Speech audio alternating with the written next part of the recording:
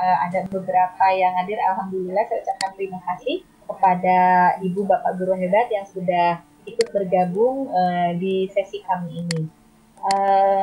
Kemudian mungkin nanti apabila ada pertanyaan dan sebagainya, silakan Bapak dan Ibu Bapak Guru untuk menuliskan di chat. Insya Allah saya akan membantu untuk membacakan nanti. Dan mungkin ketika Bu Frida sedang membawakan materi, mungkin saya akan mute-kan semuanya dulu itunya audionya, gitu ya, seperti itu. Kemudian saya juga nanti akan membagikan presenti di tengah-tengah acara ketika Bu Frida sedang melaksanakan tugasnya, sedang memaparkan materinya. Untuk selanjutnya, maka saya serahkan kepada Pak Dadan sebagai moderator dari Bu Frida. Pada Pak Dadan, untuk waktu dipersilahkan. Baik, terima kasih Bunda Yanti. Assalamualaikum warahmatullahi wabarakatuh. Bapak dan Ibu yang hebat, kita masuk ke sesi 2. Terima kasih yang sudah standby di room ini. Mudah-mudahan tidak capek ya mendengarkan kami untuk menyampaikan hal-hal berkaitan dengan nanti yang akan disampaikan oleh Ibu Frida. Di sini saya sebagai moderator, nanti akan disampaikan oleh Ibu Frida materinya. Namun sebelumnya saya sampaikan tolong untuk presensi nanti akan dimasukkan di chat, di menu chat itu pertengahan manakala Bu Frida yang menyampaikan materinya. Untuk selanjutnya sebelum saya mempersilahkan penyampaian materi kepada Ibu Frida, berikut akan saya tampilkan mengenai apa yang akan saya sampaikan mengenai CV beliau ya.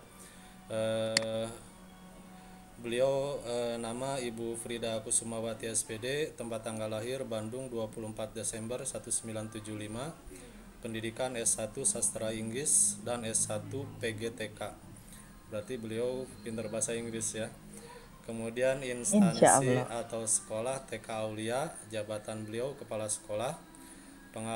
Pengalaman beliau JVC Stan Gates di JVC Slow Room Surabaya tahun 1955-1997.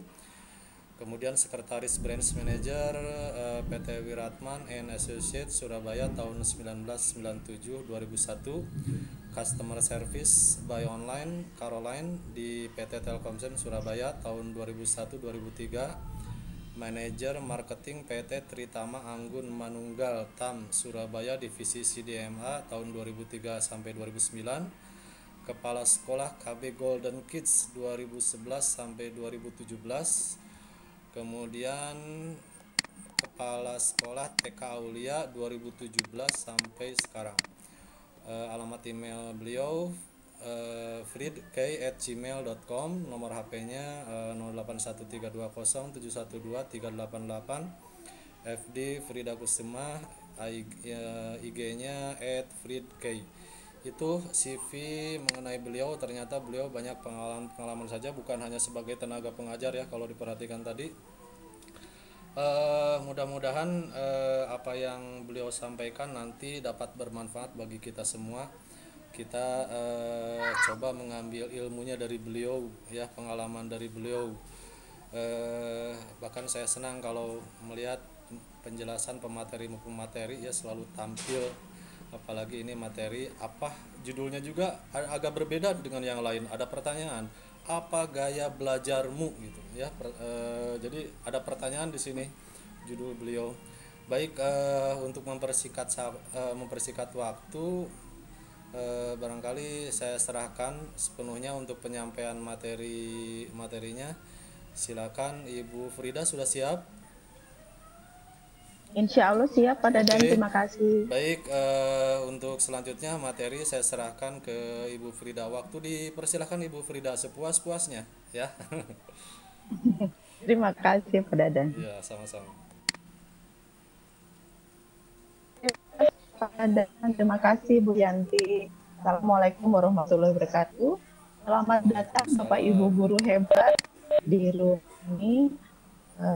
Saya ini sekedar sharing uh, dengan ibu bapak guru hebat mengenai gaya belajar. Di sini saya hanya ingin sharing mengenai gaya belajar yang uh, Fleming and Mills ya di tahun 1992. Apakah gaya belajar itu kecenderungan siswa untuk mengadaptasi strategi tertentu dalam belajarnya, sehingga sebagai bentuk tanggung jawabnya untuk mendapatkan satu pendekatan belajar yang sesuai dengan tuntutan belajar di kelas atau sekolah maupun tuntutan dari mata pelajaran. Bapak Ibu guru hebat, mohon maaf saya tidak menampilkan video karena sinyal di saya kecil sekali dan lup-lup istilah bahasa kerennya, jadi saya hanya menampilkan suara saja. Apakah bisa di copy Pak? Di monitor suara saya masih jelas Pak Dadan? Ya jelas Bun. Lanjut Oh aja. baik, terima kasih. Nah, yang ingin saya bahas adalah gaya belajar dari seorang Bobby De Potter. Beliau bilang gaya belajar kita itu dibagi atas 3 macam, yaitu visual, auditori, dan kinestetik. Baik, saya mencoba untuk mengupas satu persatu. Gaya belajar visual.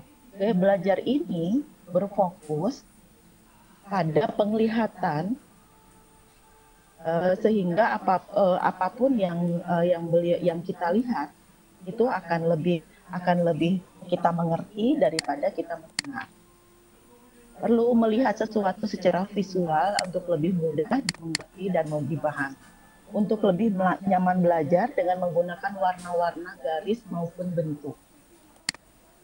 Kemudian gaya belajar visual ini memiliki tipe visual, memiliki pemahaman yang mendalam dengan nilai artistik seperti paduan, warna, dan lainnya. Yang tadi saya sampaikan, warna, garis, dan bentuk, ya. Kemudian untuk karakteristiknya bagaimana? Lebih mudah mengingat melalui pandangan daripada yang didengar. Lebih suka membaca daripada dibacakan, berbicara dengan tempo agak cepat, cukup peduli dengan penampilan dan pakaian, lebih menyukai melakukan demonstrasi daripada pidato. Jadi semuanya memang ditumpu pada penglihatan.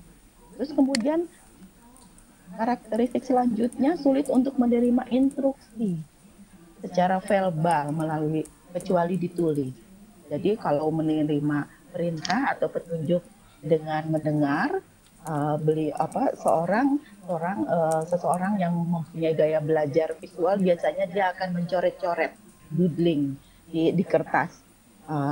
Entah itu coretan-coretan yang bisa kita mengerti atau hanya bisa dimengerti oleh beliau sendiri.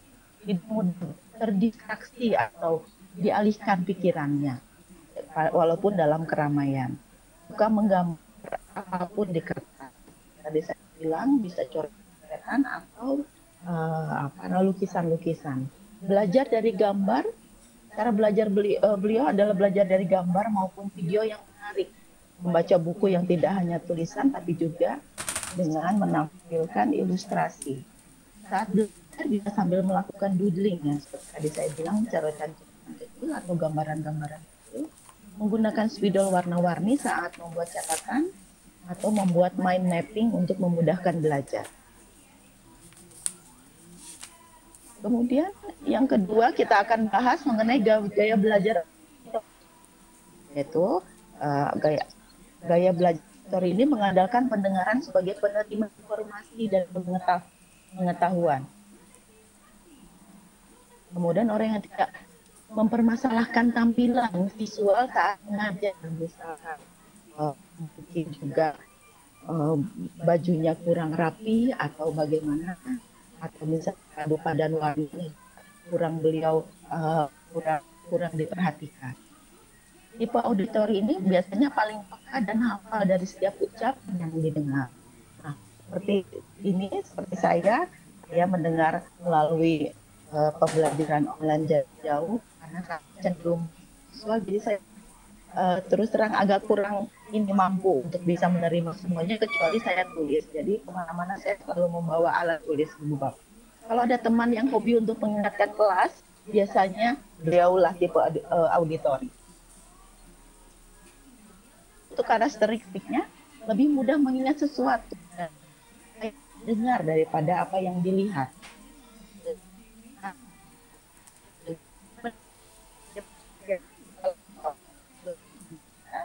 Dan mudah terdistraksi dalam keramaian. Jadi pada saat di tempat ramai, orang yang mempunyai gaya belajar auditory ini ikut larut biasanya ke dalam keramaian itu sendiri. Kesulitan dalam tugas atau pekerjaan yang melibatkan visual. Pandai menirukan nada ataupun irama suara. Senang membaca dengan mengeluarkan suara atau menggerakkan bibir mereka. Biasanya merupakan pembicara yang fasih. Mudah dalam mengingat nama saat berkenalan dengan orang baru. Kemudian untuk cara belajarnya, orang yang mempunyai gaya belajar auditori, biasanya saat belajar dia diselingi dengan mendengarkan musik. Jadi kalau untuk belajar di tempat ramai pun tidak masalah bagi orang yang gaya belajar. Bisa merekam saat guru mengajar lalu kemudian didengarkan kembali. Cara belajar yang ketiga adalah apabila membaca buku bisa sambil diucapkan dengan suara pelan untuk lebih sedikit mengingat.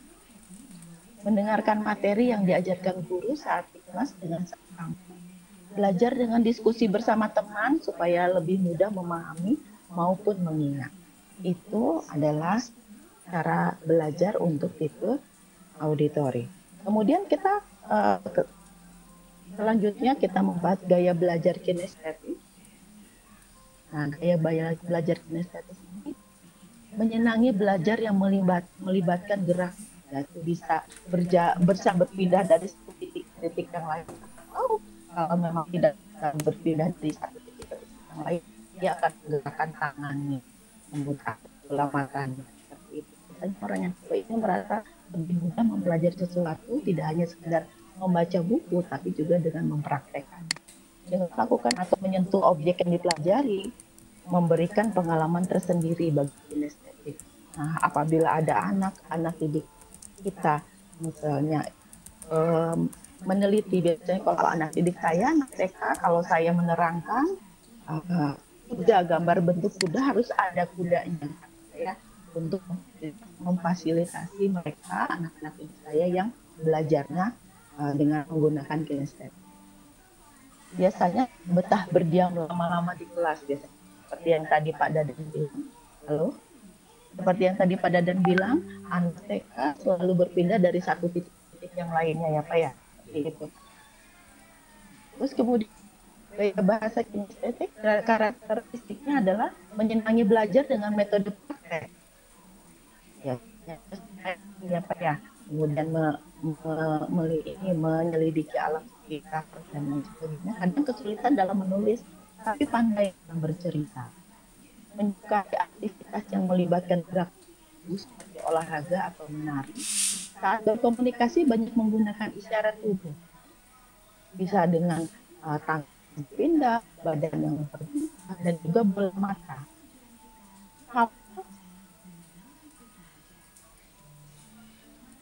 Menghafal dengan cara berjalan atau melihat. Terus cara belajar mendapatkan materi belajar bila memungkinkan praktekkan. Apabila mendapat ilmu atau pelajaran dari luar, anak dengan gaya bahasa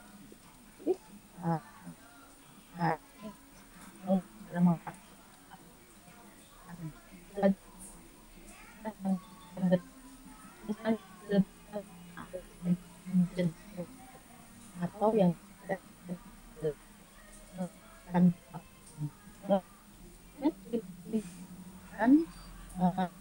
kemudian bisa mengunjungi teman-teman yang berhubungan yang bisa menerangkan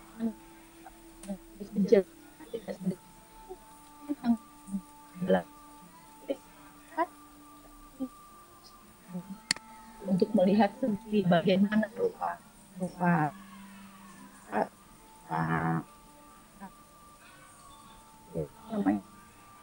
yang dipelajari. Terus kemudian dia bisa ikuti ekstrakurikuler seperti kelompok ilmiah remaja.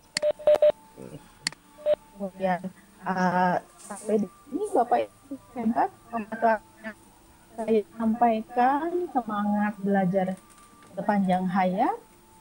Semoga apa yang saya sampaikan ini bermanfaat. Mangga kemudian saya kembalikan lagi kepada Pak Dadan. Ya baik, Bunda, terima kasih. Tadi memang agak suaranya agak kadang jelas, kadang tidak. Eh, Pak, Coba slide-nya yang sebelumnya, Bun. Tadi memang ada materinya yang memang kurang jelas kedengaran gitu ya, sama yang lain juga sama. yang mana Pak Dadan? Yang Yang mana Pak Dadan? sebelum semangat belajar, yang slide keberapa tuh? 1, 2, 3, 4, coba ke 5, Ini? ke 6, sebelum terakhir. Jadi biar nanti partisipan melihat Yang karena ini Pak? eh, Yang ini Pak? ya boleh boleh boleh mana aja, Bun.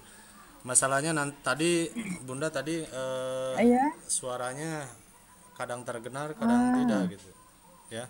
Jadi Oh, mungkin maaf, dengan maaf, saya dengan baik-baik tampilan saya slide-nya ulang. mungkin nanti partisipan dapat melihat ya dari materi tersebut. Nah, itu barangkali yang disampaikan oleh Bu Frida tentang bagaimana cara belajarmu ya. Gaya belajarmu tadi disampaikan mengenai bagaimana cara agar anak bagaimana dapat menerima manfaat atau menerima pelajaran dari guru ya, baik secara langsung ataupun tidak langsung mungkin. Nah, bagi Bapak Ibu yang ingin bertanya ataupun ada yang menanggapinya, silakan di chat saja di kolom chattingannya ya, apa yang disampaikan oleh Bu Frida tadi. Nah, memang tadi ada bahasa-bahasa yang memang ya beliau berlatar belakang bahasa Inggris, lagi bahasa Inggris ya tadi. Sambil menunggu pertanyaan-pertanyaan ya dari yang lain. Ini ada beberapa pertanyaan, Bun. Mangga Pak. Eh baik. Kayaknya belum ada pertanyaan itu yang tadi ya. Namun sedikit bertanya saja sama Bunda nih dari saya. Eh, Sebenarnya yang lebih efektif bagaimana itu gaya belajarmu itu, Bun? Yang paling efektif sekali gitu.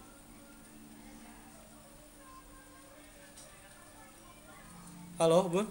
Ya Pak. Iya Ya, Pak. Terputus iya. tadi suaranya Dari Bapak. tadi emang Yang ya paling efektif putus-putus. ya. Iya. Sebetulnya setiap manusia itu mempunyai gaya belajarnya masing-masing, Pak. Hmm. Jadi yang tadi saya sampaikan itu bagaimana kita memahami apakah gaya belajarmu yang mana. Kalau saya seperti saya sampaikan tadi, saya lebih suka mendengar, saya lebih suka melihat, tapi saya juga akan mendengarkan, kemudian saya coret-coret. Nah, saya membantu Bapak Ibu guru untuk mengetahui gaya belajar Bapak Ibu guru agar Bapak Ibu guru juga bisa nanti melihat atau mengobservasi anak didiknya. Apakah anak didiknya ini gaya belajarnya kinestetik, visual, atau auditori, seperti itu. Jadi kalau misalnya saya sudah mengenal gaya belajar saya juga akan lebih mudah memberikan pelajaran-pelajaran kepada pengalaman. Kalau untuk di TK itu pengalaman kepada didik Pak, seperti itu.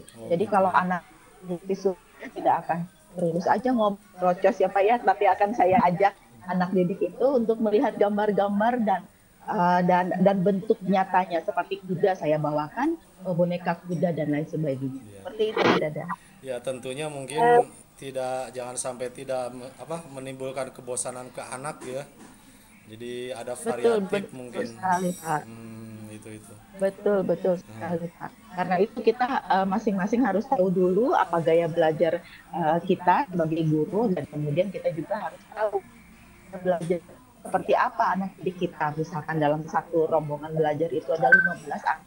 Ya, 15 anak itu juga kita harus tahu satu persatu. Seperti itu, Pak. Bu Fida ingin bertanya ya.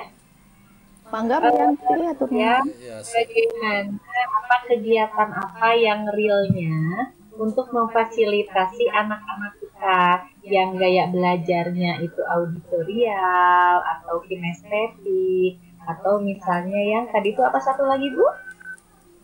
auditori visual. Auditori, visual, dan kinestetik. Nah, kira-kira kegiatan apa sih yang realnya yang bisa kita berikan kepada mereka dengan gaya belajar yang berbeda-beda itu di dalam satu kelas? ya silakan Baik, Bu. terima kasih Bu Yanti. Untuk awalnya, biasanya saya akan mengadakan observasi dengan bertatap muka antara orang tua dan anak murid itu, Bu. Terus kemudian untuk realnya biasanya kita bisa lihat pada saat kita mengajak anak-anak melihat video, Bu, melihat film anak.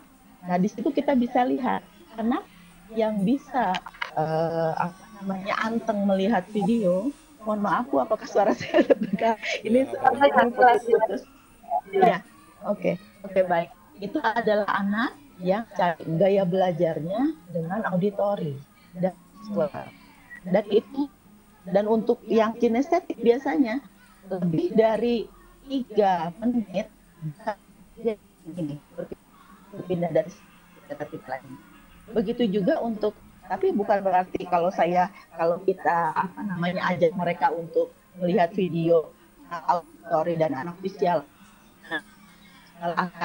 akan duduk anteng sampai kan anak itu yang 7 menit biasanya saya menurut ini pengalaman dia 7 menit dia akan berpindah karena dia tidak mau mendengarkan dan melihat video. Ibu saya pernah jadi anak auditori dia akan mengeluarkan apa yang pengalaman atau apa yang dia terima dari pembelajaran dari video seperti itu. Aduh, putus-putus ya Bu ya? Iya emang putus-putus. Aduh, mohon maaf ini sinyalnya. Ya nggak apa-apa, tapi udah dipahami Bu sedikit-sedikit ya. Ini Iya, Bun, Bapak, terima kasih. Bun ada pertanyaan nih dari Pak Uus nih Bun. Mohon izin bertanya katanya Bun, Bapak dan Ibu hebat, bagaimana cara mengetahui anak didik kita masuk gaya belajar tersebut? Itu kata Pak Uus Bun. Halo Bun, gimana? Kedengaran? Iya. Bagaimana cara mengetahui anak didik kita termasuk gaya belajar tersebut? Ya, seperti yang tadi saya sampaikan, Bapak. Terima kasih, Pak Farid, untuk pertanyaannya. Seperti yang tadi saya sampaikan, awalnya kita melakukan observasi karena kalau di TK saya amat sangat memandang perlu kita mengetahui apa gaya belajar anak didik kita.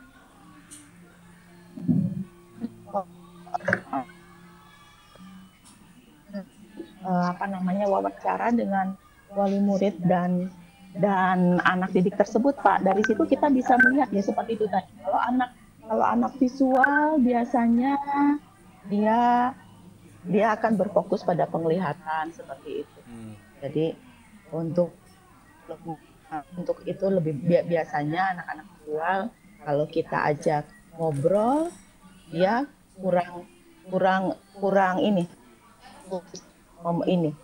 bisa cepat menjawab. Tapi kalau untuk anak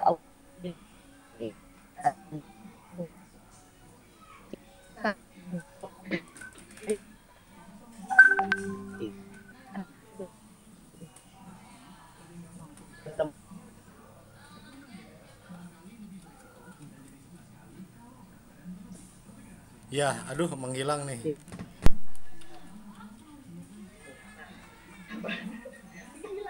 Putus-putus. Ya, Bun, gini, kalau kan tadi keterkaitan dengan ini ya, kalau mengidentifikasi anak itu kan kalau dari TK PAUD sejak masuk tentunya ada penelusuran dulu sebelumnya ya melalui form pendaftaran atau Betul. apa gitu. Itu jedanya bisa melihat bagaimana anak tersebut itu berapa bulan itu sejak mulai masuk itu. Oh, Bapak kalau untuk memahami gaya belajar saja nggak perlu berlama-lama, Pak. Oh gitu. Insya Allah kalau kita sudah mengenal dari ini aja, dari ciri-ciri pertama. Jadi kalau visual itu dengan penglihatan, kalau auditori itu dengan pendengaran, kinestetik itu dengan gerakan. Jadi biasanya kita mungkin obrolan 10 menit pertama kita sudah bisa menyimpulkan bagaimana anak ini. Seperti itu, Pak. Gitu ya. Terus Ya. Nah, untuk selanjutnya, observasi selanjutnya kita lakukan lagi dengan observasi yang lain lagi. Apa namanya, minatnya di mana, potensinya di mana, seperti itu. Terus bagaimana Bun kalau misalnya anak saya pernah diidentifikasi dari Dishub itu kalau tidak salah, terus keluar hasilnya entah dengan digital atau apa gitu. Itu ada anak sampai muncul, oh dia itu tipenya seperti ini, cita-citanya anak harus dipus seperti ini itu. Nah itu memang benar-benar nyata atau gimana itu? Ada Bapak, ada juga yang namanya fingerprint ya Pak ya. Ada banyak metode, Iya ya. biasanya itu di ranah psikologi ya Pak ya. Tapi saya tidak bisa apa namanya sedetail itu karena kan itu ranah psikologi ya Pak ya. Tapi setidaknya ya, bagaimana cara kita mengajak anak tersebut kita bertemu untuk mengajak anak tersebut untuk membuka potensi-potensi pada dirinya dan untuk mengembangkan lagi potensi-potensi pada diri, seperti itu Pak. Oh Jadi iya. saya mengajak kepada Bapak Ibu guru hebat di sini, jadi kenali dulu apa gaya belajar kita. Setelah itu baru kita bisa mengenali apa gaya belajar anak-anak didik, seperti itu. Kalau kalau bawaan dari keluarga itu ada tidak Bun? Misalnya bawaan dari keluarga seperti itu, kemudian ya anggaplah di sekolah dimodifikasi oleh guru-gurunya gitu. Ada perubahan nanti itu gimana tuh? Iya Pak, bisa. Namanya itu begini Pak, ini walaupun ada 3 macam ya belajar, visual, auditory, dan kinestetik, tapi tidak berarti bahwa kita itu mempunyai satu gaya belajar Kak. Jadi itu ketika itu adalah prosentase. Hmm. Setelah ini mungkin di acara di selanjutnya jika ada waktu ya Pak, Iya ya. itu nanti bisa juga kita share bagaimana kita menghitung prosentase gaya seperti itu Pak Dadan. Oh iya. Ada prosentasenya Pak. Kalau saya pernah dulu saya visualnya 40%, kemudian untuk auditorinya saya 30%, 20%-nya saya kinestetik, seperti itu. Mungkin di ini pertemuan selanjutnya karena untuk membahas itu tidak cukup 1 jam Pak. Seperti itu. Dan juga ada video-video untuk pengenalannya. Oh Saya iya. tadi tidak berani menampilkan video Pak karena ini sinyalnya. Ah iya iya iya iya. Jadi saya juga ini tidak berani menampilkan video juga di sini karena ya itu tadi sinyalnya ini low. Oh iya iya. Kan Bapak Ibu guru jadi saya tidak maksimal ini. Ya nanti mudah-mudahan bagus Bu ya dari sana sinyalnya. Itu Amin. baik Bapak Ibu, di sini ada Ibu Nunung, Ibu Lina ya. Silakan Ibu Rohana juga ada. Ini barangkali ada yang mau bertanya, silakan ya. Ibu Nunung, ini guru TK. Ya. Baru Selamat datang Bu Rohana, selamat datang Bu Nunung. Iya iya iya. ya Kayaknya ini ini semua belum bunda-bunda ya. sama-sama. Iya, terima kasih sudah mendukung. Eh, Dari tadi silakan kalau mau bertanya ke di sini narasumbernya, Ibu Frida barangkali mengenai apa gaya belajarmu gitu. Boleh chatting, boleh langsung saja angkat tangan, silakan. Ya kita sharing saja lah, barangkali nanti bisa disampaikan oleh Bu Maaf, Frida. Ibu. Kalau tidak kita ya, ya gimana gimana?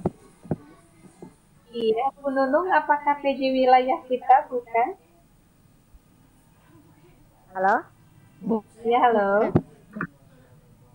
Ya. Ya, Bu. Gimana, Bu? Ya silakan. Tidak, itu PJ wilayah kita, Bu. Barangkali ada yang mau Ini disampaikan, silakan.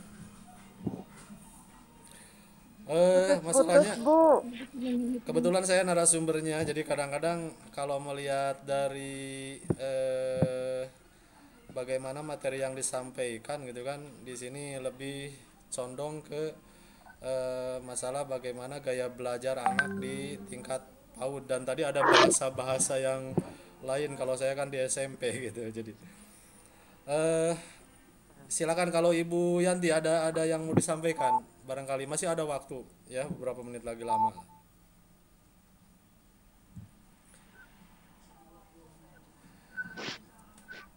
Ya, barangkali Bro Frida ada yang mau ditambahin lagi dengan materi yang tadi, mungkin bisa menambahkan lah ya. Mudah-mudahan sinyalnya iya bagus. Bapak, Ya.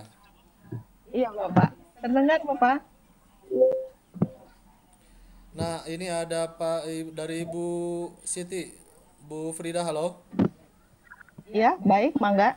Ini ada pertanyaan, bagaimana pembelajaran dengan mengerjakan adalah lebih mudah diserap oleh anak umumnya daripada membaca, bagaimana pendapatnya? Jadi, eh, dengan mengerjakan adalah lebih mudah diserap oleh anak umumnya daripada membaca, mengerjakan daripada Halo, membaca, itu bagaimana itu? halo.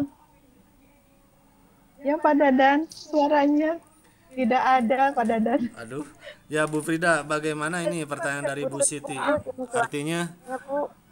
bagaimana Kadang suaranya cara putus-putus. pembelajaran antara melakukan ya dalam aplikasi dengan membaca, itu bedanya gimana itu? Atau bagaimana itu hasilnya?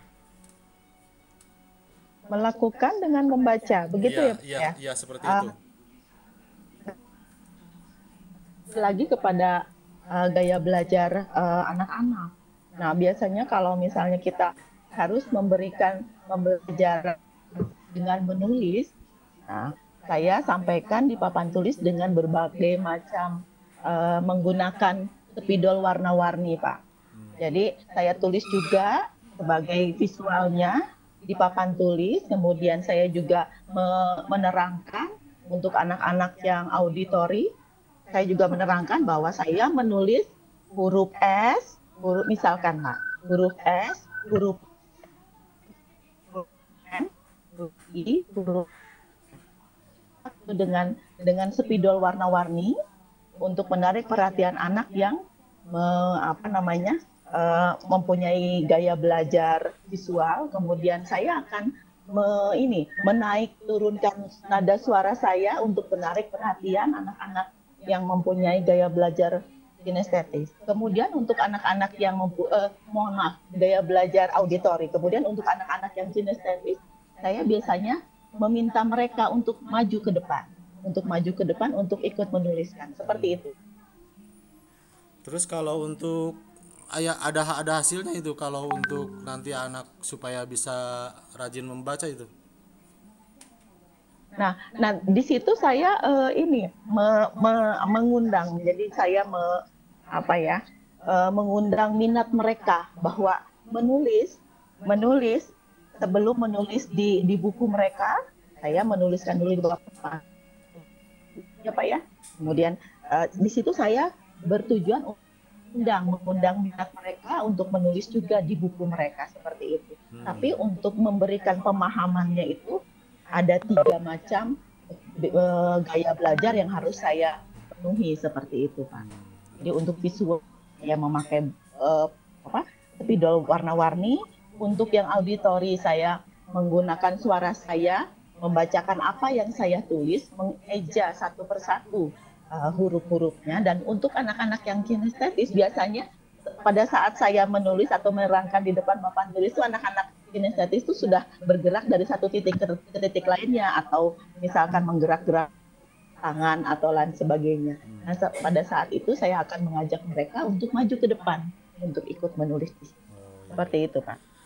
Terus bagaimana kalau sekarang nih yang lagi COVID-19 ini gimana nih? Apakah kan anak di rumah ya, stay at home, tidak boleh ke Betul, sekolah nih. Bagaimana gaya betul, belajarnya nih? betul. Pastinya sangat terbatas sekali ya Pak ya. Iya, iya, iya.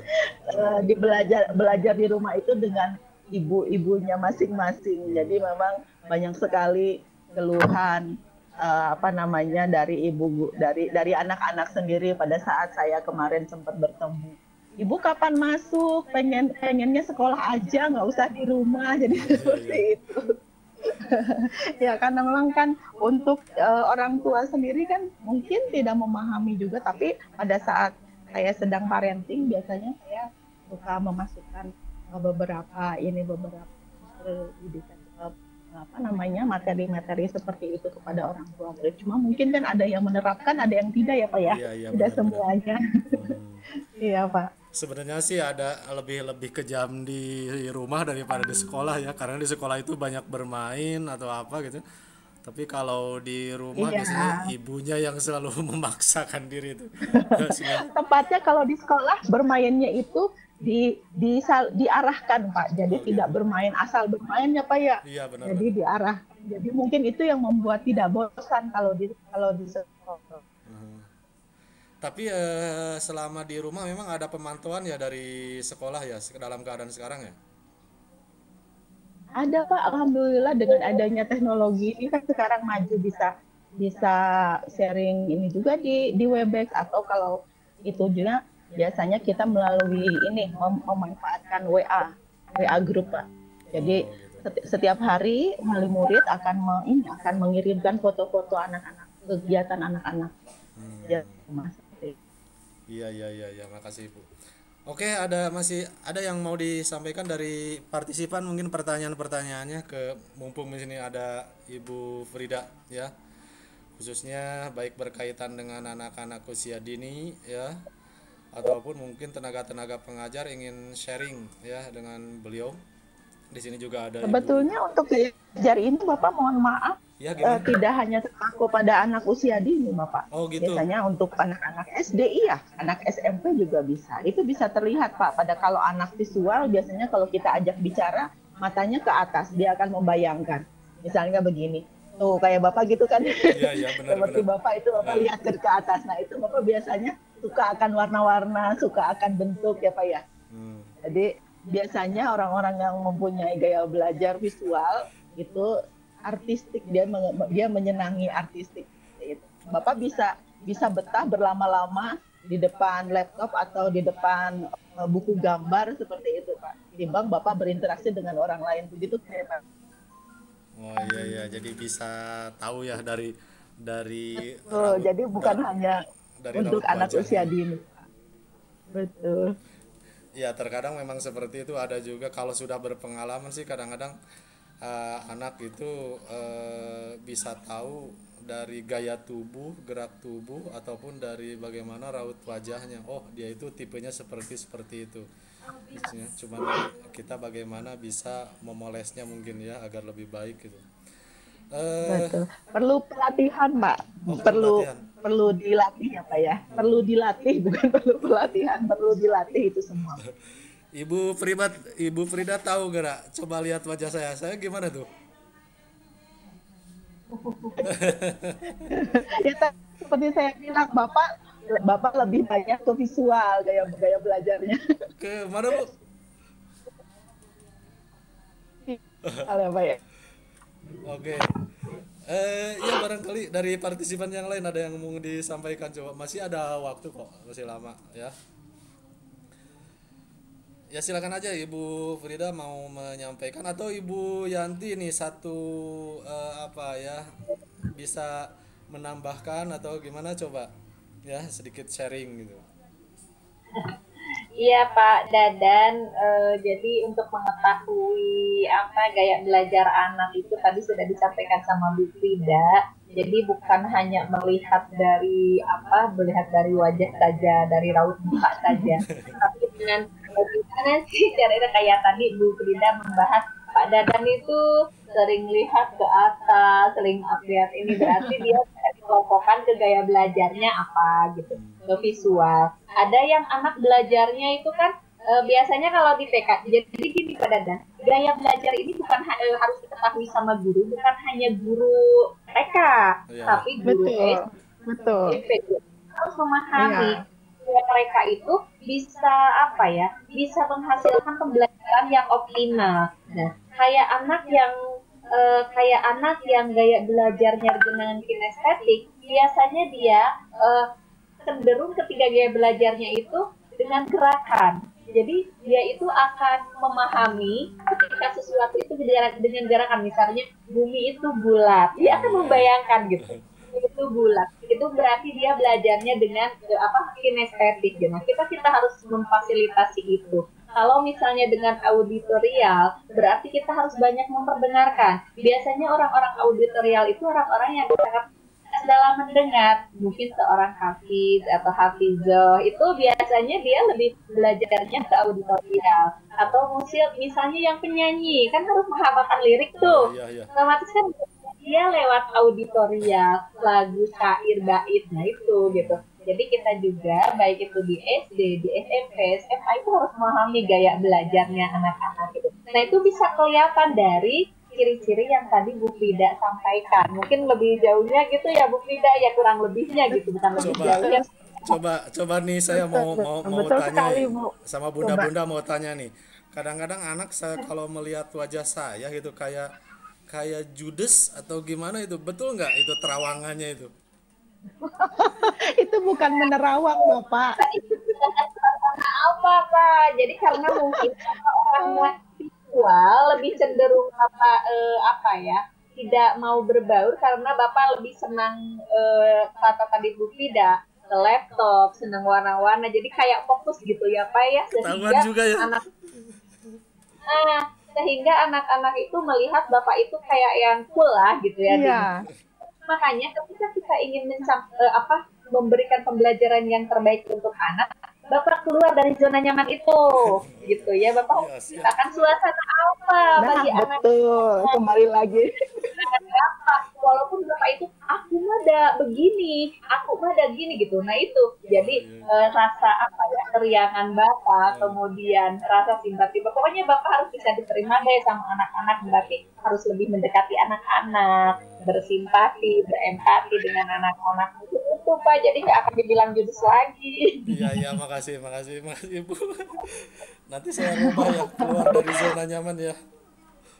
Iya, keluar Betul, Pak. Pak. Selamat, Pak. Selamat keluar zaman, Pak. Eh, ya barangkali ada yang belum ada pertanyaan lagi nih. Kayaknya kita diskusi bertiga nih, ya. Iya, tapi ini Sudah, kadang-kadang Pak.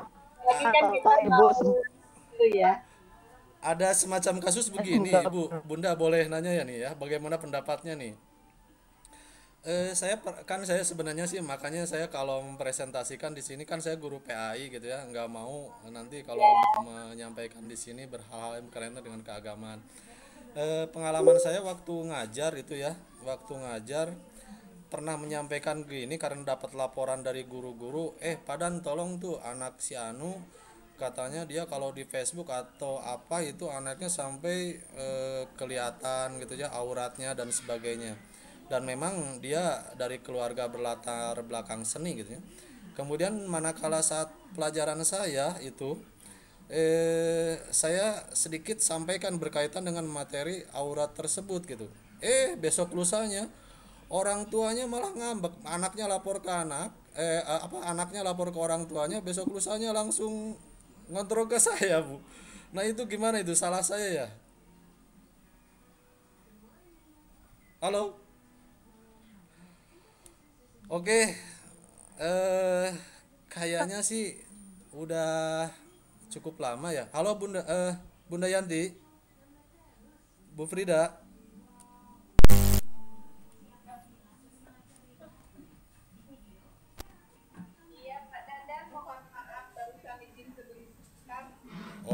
Oke, begini saja kalau tidak ada pertanyaan, mungkin ada yang tidak ada ya, tidak ada pertanyaan yang lain atau Bu Frida tambahannya. Oke, kayaknya mau dicukupkan sekian saja. Bu Frida, Bu Yanti. Bu Frida gimana? Mangga, mangga Pak Dadan. Saya kembalikan Pak Dadan. Oke, baik. Terima kasih kepada Bunda Frida yang telah menyampaikan presentasi materinya. Ya, mungkin sebelum saya tutup, silakan untuk Bunda Frida untuk close statement-nya yang terakhir. Silakan Bu Frida. Mangga untuk membayar untuk gaya untuk gaya belajar ada 3, yaitu visual, auditory, dan kinestetik. Tapi bukan berarti kita hanya menguasai satu gaya belajar saja. Biasanya untuk ketiga gaya belajar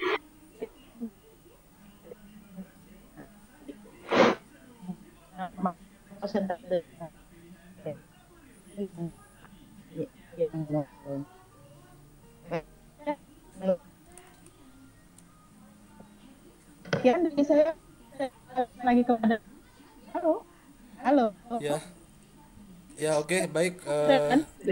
Sudah Bu. maaf putus-putus. Ya terputus-putus nih, jadi agak nyambung tidak nyambung nih. Baik, terima kasih atas closing statement-nya yang disampaikan oleh Bunda Frida ya. Intinya gaya belajar apapun semuanya asal baik ya, sesuai dengan karakter masing-masing tenaga pendidik dan sekolahnya termasuk lingkungannya, itu bisa dipakai apapun gitu ya. Juga diimbangi juga dengan sarana dan prasarana, alat, media dan lain-lainnya mungkin yang mendukung.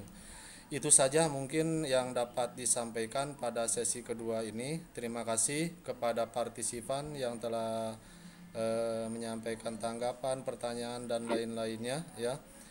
Mudah-mudahan ada, kalau tidak bisa kurang puas ya, silakan ada narahubungnya di sini sama Ibu Frida.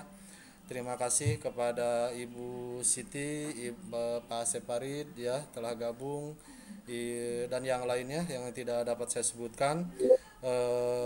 Bu Frida, terima kasih sekali lagi. Untuk selanjutnya saya kembalikan ke host Ibu Yanti Kusmiran. Waktu ya, silakan Ibu Yanti, saya kembalikan ke host. Iya, baik, terima kasih Bu Frida. Mungkin boleh ditutup share screen-nya. Iya, share screen-nya ditutup dulu. Sudah Ibu? Sudah? Masih nampak Bu Frida? Oh ini, sedang menuju ke sana. Sedang menuju, iya. Ya, terima kasih kepada Pak Dadan dan Bu Frida.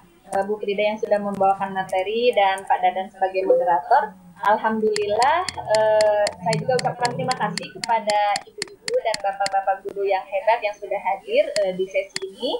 Saya juga ucapkan terima kasih kepada Ibu Siti Nurdini dan Bapak Asep. Mungkin kita tutup aja sesi kedua ini dengan mengucapkan hamdalah bersama-sama. Alhamdulillahirabbil alamin. Insyaallah nanti kita akan ketemu lagi di room yang di sesi yang ketiga, masih di room yang sama. Mungkin itu dari saya. Mungkin akan saya kembalikan kepada Ibu Nurdini, Ibu Siti Nurdini dan Bapak Asep untuk memberikan masukan-masukannya terkait sesi yang sudah kami laksanakan ini. Terima kasih. Ya, alhamdulillah. Kan rekamannya? Sudah Ibu. Sudah Ibu. Ya. Jadi tadi ada 2